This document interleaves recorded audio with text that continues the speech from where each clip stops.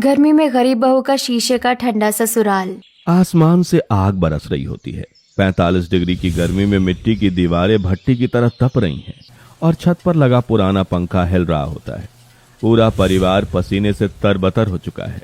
नई बहू रूपा अपने पल्लू से बार बार पसीने पोंछ रही है। बहू, अरे ओ रूपा, पहले रसोई का शगुन करना है या नहीं? आई माँ जी, बस आ ही रही हूँ। इस कमरे में तो दम घुट रहा है, हवा का एक झोंका भी नहीं है। अरे छोटी, घबरा मत, इस घर में कदम रखा है तो इस आग में तपने की आदत डाल लो। दीदी, इतनी भयंकर उमस है। इस टिन की टूटी छत के नीचे तो ऐसा लग रहा है जैसे हम सीधे चूल्हे के अंदर बैठे हैं। 12वीं पास करके आई हो तो क्या खुद को मेम साहब समझती हो?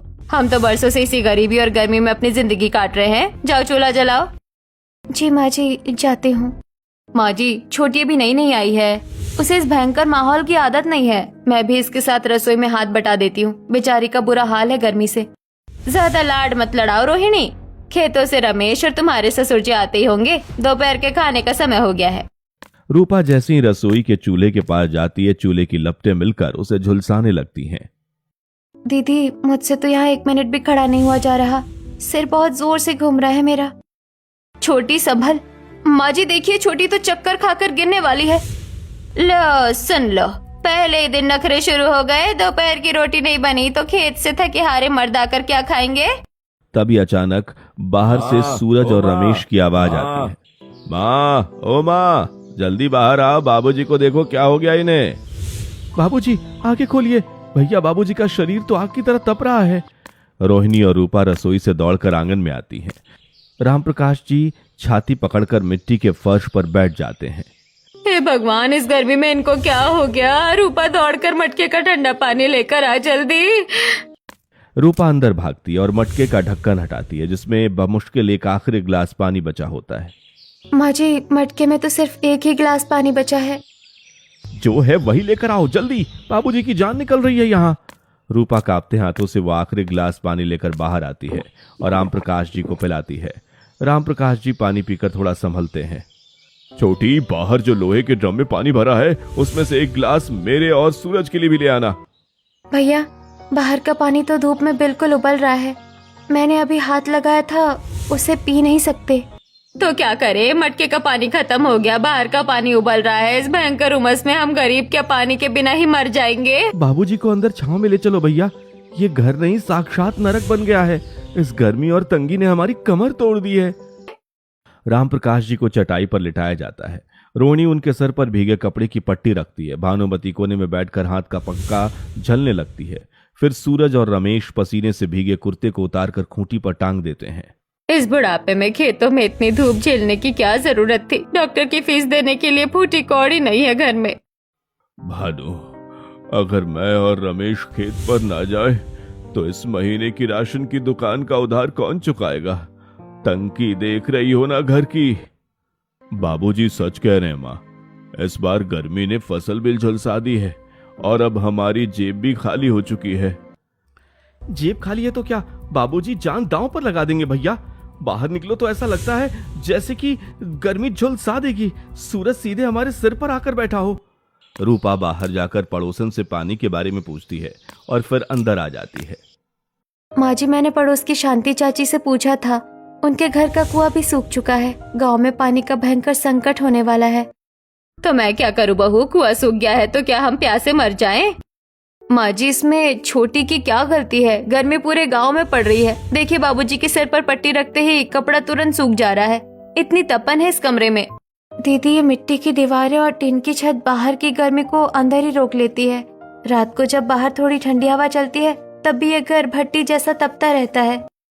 बात तो तुम्हारी सही है छोटी, पर इस कड़कती धूप में काम किए बिना गुजारा नहीं होने वाला। कल सुबह हमें फिर खेत पर जाना ही होगा। नहीं भैया, बाबूजी और आप कल दोपहर में खेत पर नहीं जाएंगे। अगर फिर से किसी को लू लग गई तो हमारे पास अस्पताल ले जाने के पैसे भी नहीं है। नहीं रूपा, काम नहीं करेंगे तो घर में रोटी कहाँ से आएगी? रास्ता निकलेगा, आप बस थोड़ा हौसला रखिए। शाम को सूरज ढल चुका होता है, लेकिन जमीन से अब भी भट्टी जैसी आंच निकल रही होती है। बाजार में मंगत राम अपनी ठेले पर सब्जियां बेच रहा होता है। गर्मी से सब्जियां सूख चुकी होती हैं। शांति चाची और कमला हाथ में थैला लिए खड़ी हैं। तभी रूपा और रोहिणी वहां पहुंचती हैं। ले लो भाई ले लो, सस्ती सब्जियां ले लो, गर्मी में आधे दाम पर ले जाओ। अरे मंगत, ये टमाटर हाथ लगाते ही पिघल रहे हैं। इतनी सड़ी सब्जियां खाकर बीमार पड़ना है क्या? क्या करूं शांति चाची, दोपहर की लू में बाजार लाते लाते ही सब्जियां दम तोड़ दे रही हैं। इन पर पानी छिड़कता हूं तो ये गर्म पानी से जल्दी गल जाती हैं। अरे मंगत, नुकसान की फिक्र मत कर। कमला भाभी, हमारे घर में भी बाबूजी की तबीयत बहुत खराब है। मंगत भैया, जो थोड़ी ठीक सब्जियां है वही दे दो। मंगत भैया, आप सब्जियों पर जो पानी छिड़क रहे हैं वो पानी खुद धूप में उबल चुका है। गर्म पानी पड़ने से सब्जियां और तेजी से सड़ती है। अगर पानी ठंडा हो तो ये बच सकती है। बहू रानी, इस पूरे गांव का पानी भी खौल रहा है, मैं ठंडा पानी कहां से लाऊं? जो है इसी से काम चलाना पड़ेगा। छोड़ो रोहिणी, ये नई बहू तो बस ज्ञान बांटना जानती है। घर में खाने को दाने नहीं है और बातें बड़ी बड़ी। तभी अचानक बाजार के बीचों बीच एक रिक्शा वाला चलते चलते लड़खड़ाता है और सीधे जमीन पर बेहोश होकर गिर पड़ता है। लोग चिल्लाने लगते हैं और भीड़ जमा हो जाती है। अरे दौड़ो, कोई देखो, ये रिक्शा वाला भाई, क्या हुआ इसे? अरे ये तो हिल भी नहीं रहा। दीदी देखो, उन्हें लू लग गई। कोई उनके ऊपर सीधे गर्म पानी मत डालना। अरे ये तो अधमरा हो गया है। इस तपती सड़क पर तो इंसान वैसे ही भुन जाए। दीदी अपना सूती दुपट्टा दीजिए जल्दी, मैं इसे पानी से अभी गीला करती हूँ। शांति चाची, इसे तुरंत इनके सिर और छाती पर रखिए, इससे शरीर का तापमान थोड़ा कम होगा। शांति चाची घबराकर गीला कपड़ा रिक्शे वाले के सर पर रखती हैं। कुछ देर बाद रिक्शे वाले की सांसें थोड़ी सामान्य होती हैं और वो आंख खोलता है। ये गर्मी सिर्फ हमारे घर की नहीं, पूरे गांव की जान ले रही है। दोनों बहुएं बाजार से वापस आ जाती हैं। बिजली न आने की वजह से न लाइट है और न ही हवा। मिट्टी के कच्चे मकान की दीवारें दिन भर की धूप सोखकर अब आग उगल रही हैं। आंगन में राजेंद्र जी और रमेश लेटे हुए हैं, जबकि छत पर भानुमती देवी, रोहिणी, रूपा और सूरज सब पसीने से भीग चुके हैं और हाथ के पंखे से खुद को हवा झल रहे हैं। उफ, ये मिट्टी की दीवारें तो रात में और ज्यादा तप रही है। ऐसा लग रहा है जैसे हम किसी तंदूर के अंदर सो रहे हैं।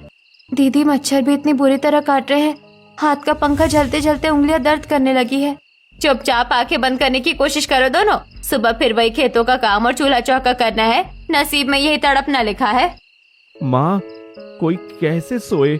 नीचे बाबूजी की हालत देखो, गर्मी के मारे उनकी सांसें ठीक से नहीं चल रही हैं। नीचे से राजेंद्र जी की जोर जोर से खांसने और हांफने की आवाज आती है। रमेश नीचे से चिल्लाता है, सूरज जल्दी नीचे आ, बाबूजी का गला सूख रहा है और मटके में एक बूंद पानी नहीं है। सूरज और रूपा तुरंत भागकर नीचे आंगन में आते हैं। राम प्रकाश जी बेचैनी से करवट बदल रहे होते हैं। पानी, थोड़ा पानी दे दो रमेश, छाती में बहुत जलन हो रही है। बाबूजी, मटका तो पूरा खाली है। सूरज जी, बाहर जो ड्रम का पानी है वो थोड़ा ठंडा हो गया होगा, वही ले आइए। ये बिजली वाले भी रात को ही कटौती करते हैं। गरीब की जान लेने पर तुले हैं सबके सब। मैं भी पानी लाता हूँ। सूरज बाहर जाकर ड्रम से पानी लाता है, लेकिन पानी अब भी गुनगुना होता है। सूरज पानी लाकर पिता को पानी पिलाता है, पर उन्हें तसल्ली नहीं मिलती।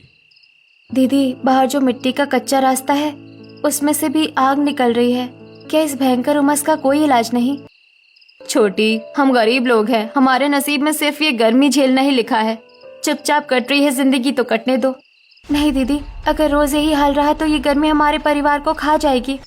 अगले दिन सुबह 6 बजे चौपाल के पास भारी भीड़ जमा होती है। गांव के लाउड स्पीकर से गड़गड़ाहट की आवाज आती है। सरपंच सुखदेव सिंह हाथ में माइक थामे गंभीर चेहरे के साथ खड़े होते हैं। तभी रमेश, सूरज और रूपा वहां आते हैं। भाइयों और बहनों, ध्यान से सुनो। गांव में लू और भयंकर गर्मी का कहर दिन ब दिन बढ़ता जा रहा है। सरकारी अस्पताल मरीजों से भर चुका है। सरपंच जी, खेतों में फसलें सूख रही हैं, अब क्या नया नियम निकालने वाले हैं? आज से दोपहर 12 बजे से लेकर शाम 4 बजे तक कोई भी किसान, मजदूर या भाई खेतों पर काम करने नहीं जाएगा।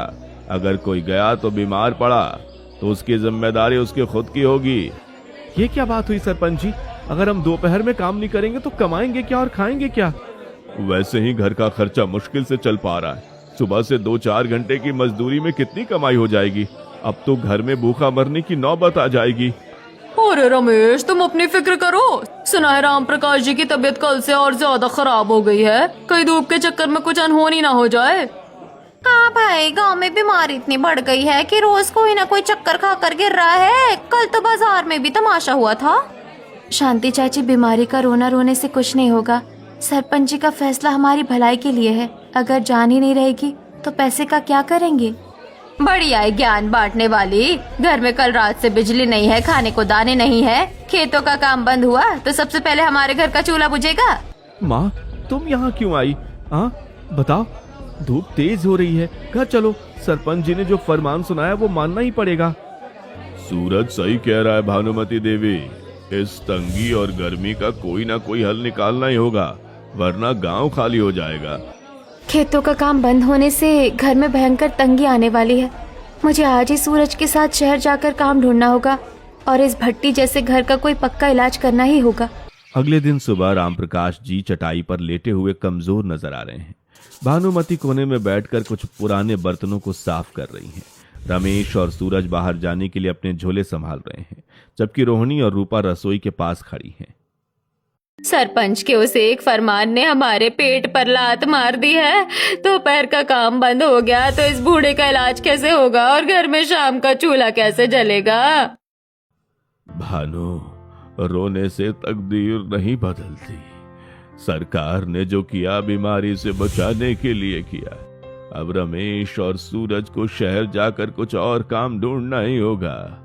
बाबूजी, आप फिक्र मत कीजिए, मैं आज ही गांव के सरकारी स्कूल में जा रहा हूँ। वहाँ प्रधान अध्यापक जी से बात करूंगा, शायद वहाँ देख रेख या साफ सफाई का कोई काम मिल जाए। भगवान सब ठीक करेंगे, आप बस धूप से बचकर जाना। अभी से बाहर लू चलने लगी है। गांव में तो अकाल जैसा हाल है। मैं भी शहर की तरफ जा रहा हूँ, किसी कारखाने या दुकान पर बात करूंगा। इस खाली जेब से तो बाबूजी की दवा की एक गोली भी नहीं आने वाली। सूरज जी, गुस्सा करने से हल नहीं निकलेगा। मैं सोच रही हूँ मैं भी आपके साथ चलूं। लो सुनो, अब बहू बाहर जाकर कमाएगी, गांव वाले थू करेंगे कि राम प्रकाश के घर में मर्दों की कमाई खत्म हो गई जो बहू को बाहर भेज रहे हैं। तुम घर पर रहकर चूल्हा संभालो। माँ जी, इस मुश्किल घड़ी में लोक लाज मत कीजिए। अगर रूपा बाहर जाकर कुछ मदद करना चाहती है तो मैं हूँ ना। मैं पूरा घर और आपकी रसोई अकेले संभाल लूंगी। दीदी, आप मेरा इतना साथ दे रही हैं। अगर मैं और सूरज दोनों कमाएंगे तो घर आराम से स्मूथली चलेगा और बाबूजी का इलाज भी अच्छे से हो पाएगा। रोहिणी भाभी ठीक कह रही है माँ, तंगी इतनी है कि हमें हर हाथ की जरूरत है। रूपा, तुम तैयार हो जाओ, हम दोनों साथ में शहर के लिए निकलेंगे। चलो हौसला रखो सब, मैं स्कूल की तरफ निकलता हूँ और तुम दोनों शहर की तरफ जाओ। शाम को फिर मिलते हैं।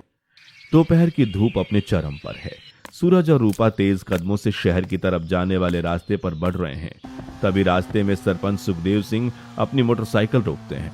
अरे सूरज, रूपा बहू, इतनी भयंकर दोपहर में तुम दोनों थैला लटकाकर कहाँ जा रहे हो? लू चल रही है बाहर।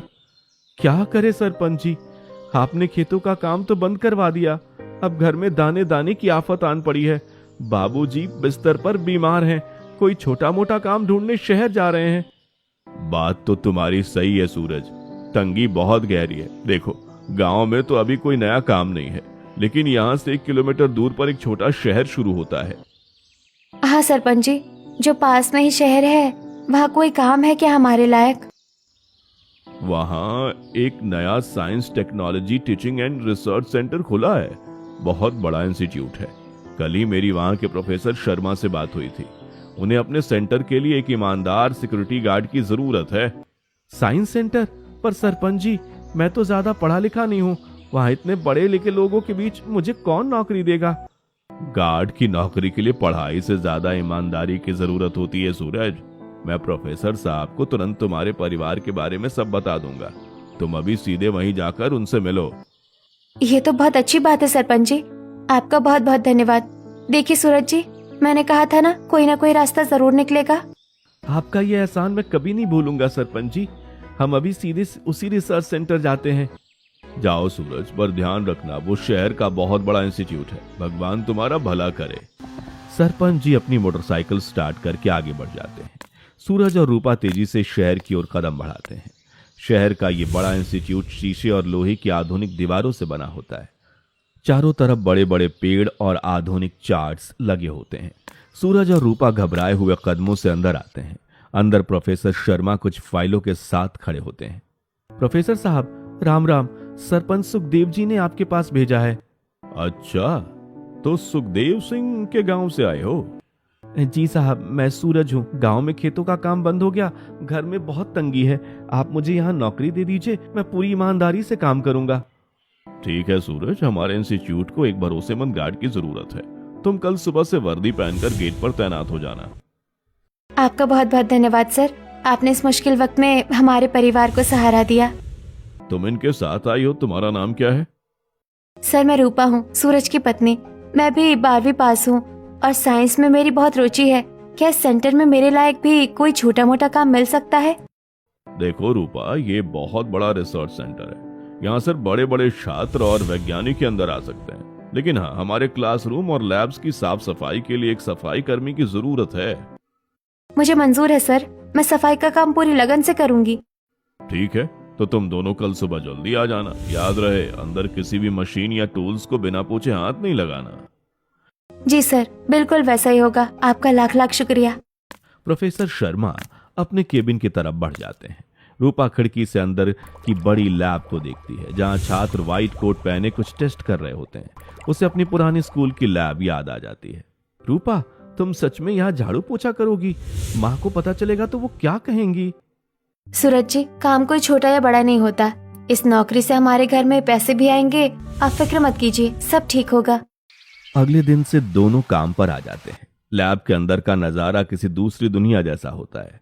बड़े बड़े कांच के बीकर, इलेक्ट्रॉनिक मीटर और दीवारों पर थर्मल इंसुलेशन के चार्ट टंगे होते हैं। रूपा हाथ में पोछा और सूती कपड़ा लिए लैब की टेबल साफ कर रही है, लेकिन उसकी नजरें छात्रों के एक्सपेरिमेंट पर टिकी होती है। आर्यन और कबीर टेबल पर दो दो अलग तरह के शीशों के बीच वैक्यूम बनाने का टेस्ट कर रहे हैं। कबीर, ये देखो, थर्मल गन मीटर अभी भी 40 डिग्री दिखा रहा है। दोनों शीशों के बीच हवा पूरी तरह बाहर नहीं निकली शायद। वैक्यूम पंप तो पूरी ताकत से चल रहा है आर्यन। अगर बीच में थोड़ी भी हवा रह गई तो बाहर की गर्मी तुरंत अंदर ट्रांसफर हो जाएगी।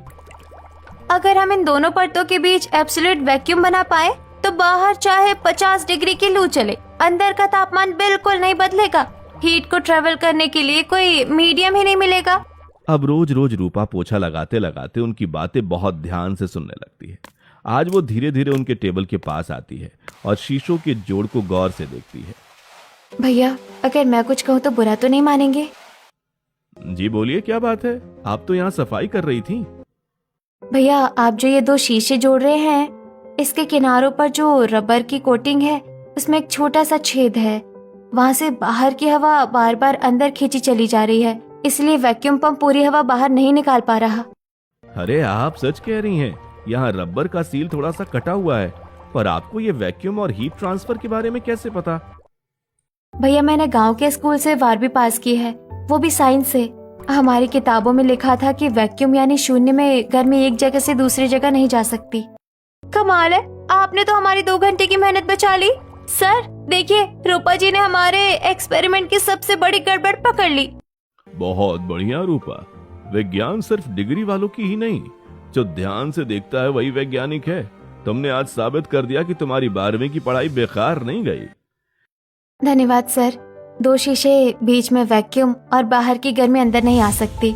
अगर ये तरीके मेरे तपते हुए घर पर काम कर जाए तो बाबूजी की बीमारी और हमारी गर्मी हमेशा के लिए खत्म हो जाएगी।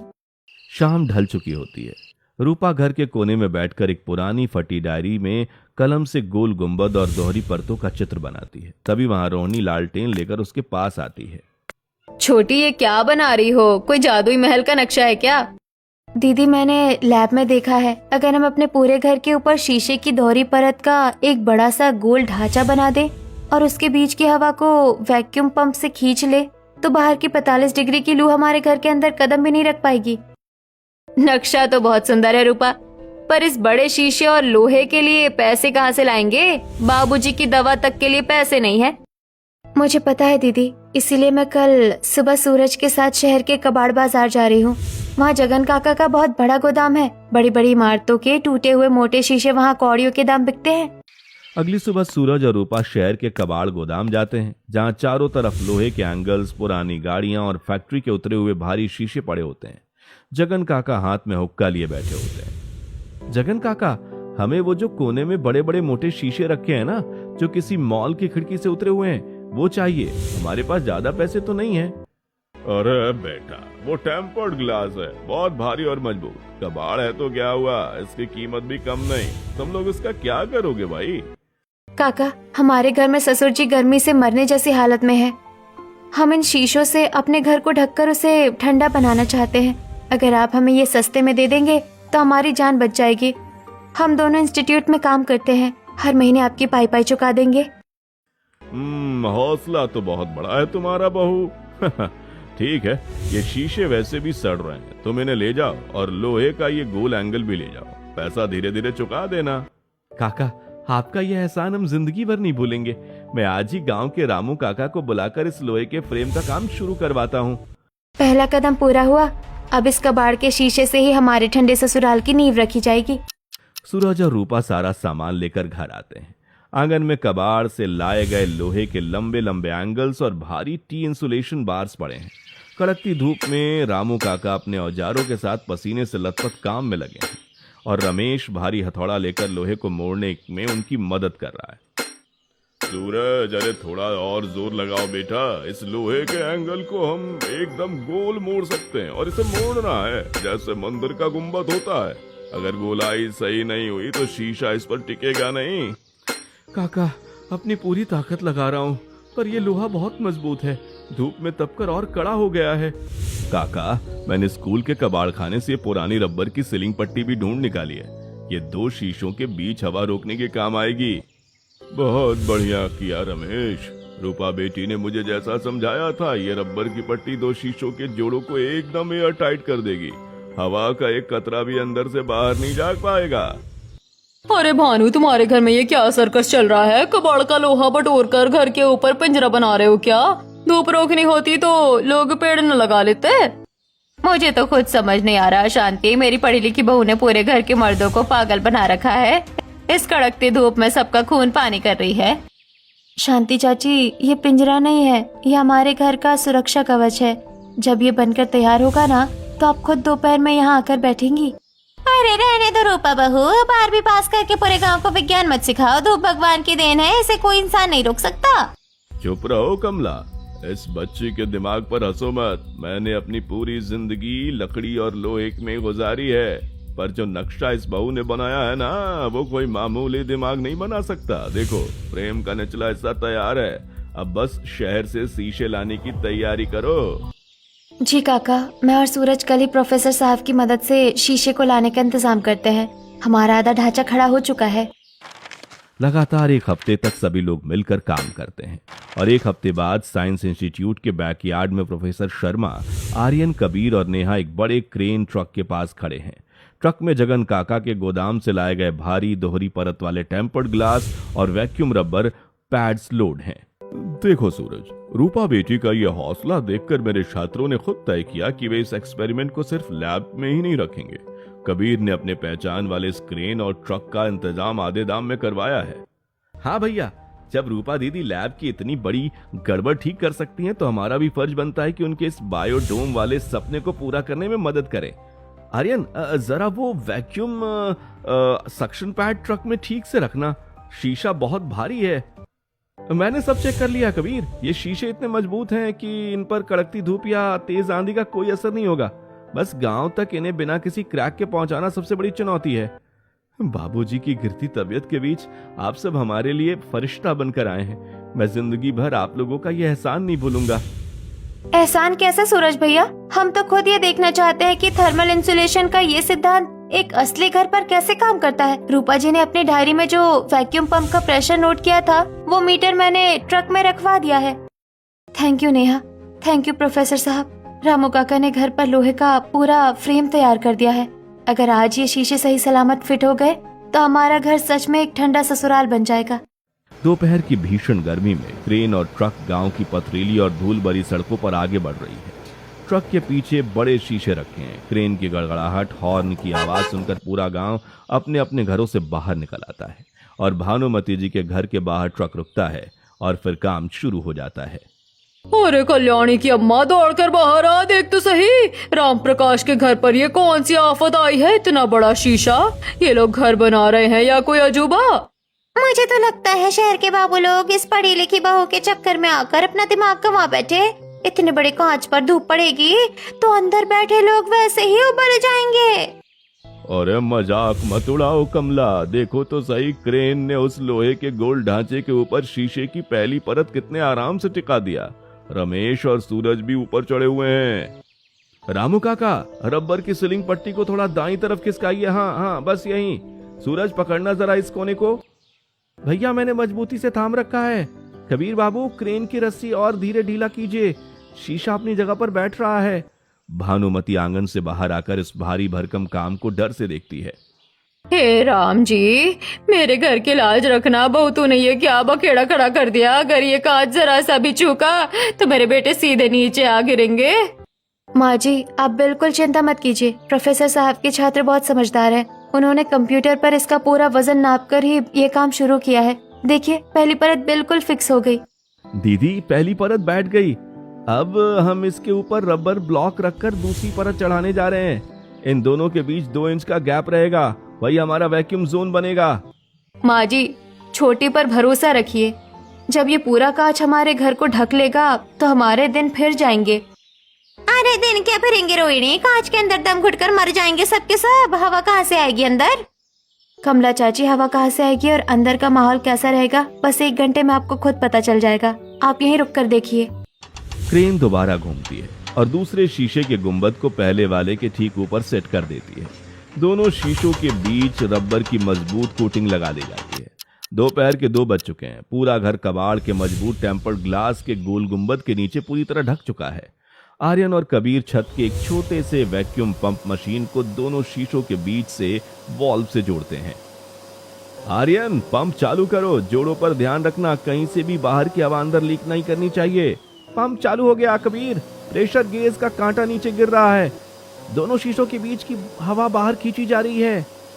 पंप से सूसू की तेज आवाज आती है। जैसे जैसे हवा बाहर निकलती है, दोनों शीशों के बीच एक परफेक्ट वैक्यूम बनने लगता है।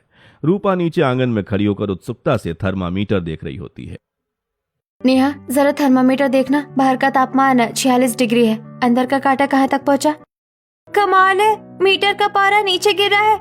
42, 38 और अब सीधे 26 डिग्री पर आकर रुक गया है, बिना किसी एसी या कूलर के, सिर्फ वैक्यूम इंसुलेशन की वजह से। अरे माँ जी, जरा यहाँ हाथ लगा कर देखिए। ये दीवार तो दोपहर में तवे जैसी जलती थी, अब एकदम ठंडी लग रही है, जैसे इस पर किसी ने ठंडा पानी छिड़क दिया हो। हे भगवान, ये तो सच में ठंडी है। जो उमस छाती को चीरती थी वो गायब हो गई। कमरे के अंदर तो इतनी सुखद हवा लग रही है जैसे सावन का महीना आ गया हो। भानु, मेरी छाती की जलन बंद हो गई। मुझे बहुत दिनों बाद इतनी साफ और ठंडी हवा मिली है। मेरी सांसें अब नहीं फूल रही। अरे वाह, बाहर तो पैर जल रहे हैं और ओम प्रकाश के आंगन में कदम रखते हैं ऐसा लग रहा है जैसे हम किसी बड़े अफसर के एसी दफ्तर में आ गए हों। ये कांच का जादू तो सच में कमाल है। ये कैसे हो गया रूपा बहू?